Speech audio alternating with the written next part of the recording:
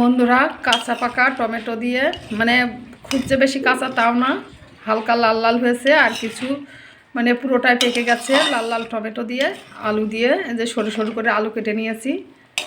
তো পেঁয়াজ আর জিরে শুকনো লঙ্কা ফোড়নে দিয়েছি, দিয়ে টমেটো আলুটা ভেজে নিয়ে আর কি টমেটোটা দিয়ে দিয়েছি, দিয়ে তো রান্না করছি। একেবারেই ফোড়নে দিয়েছি, কাঁচা লঙ্কা চিড়ে দিয়েছি, আর সর্ষের সঙ্গে পাকা কয়েকটা লঙ্কা বেটে দিয়েছি। তো শুধু কালারটা দেখো বন্ধুরা, কত সুন্দর কালার এসছে। তো কে কে টমেটো চচ্চড়ি খেতে ভালোবাসো, আর মাছ দিলে ভালো হতো। তো ছেলে বলছে, মাম্মা আমি আজ মাছ খাবো না, তুমি যেন মাছ নেবে না। তো মাছ নিয়ে নিই। তো শুধু পেঁয়াজ দিয়ে চচ্চড়ি করছি বন্ধুরা। তো কালারটা দেখো কত সুন্দর কালার এসছে। তো কে কে টমেটো চচ্চড়ি খেতে ভালোবাসো আর কেমন হয়েছে কমেন্টে জানাবে। টাটা বন্ধুরা।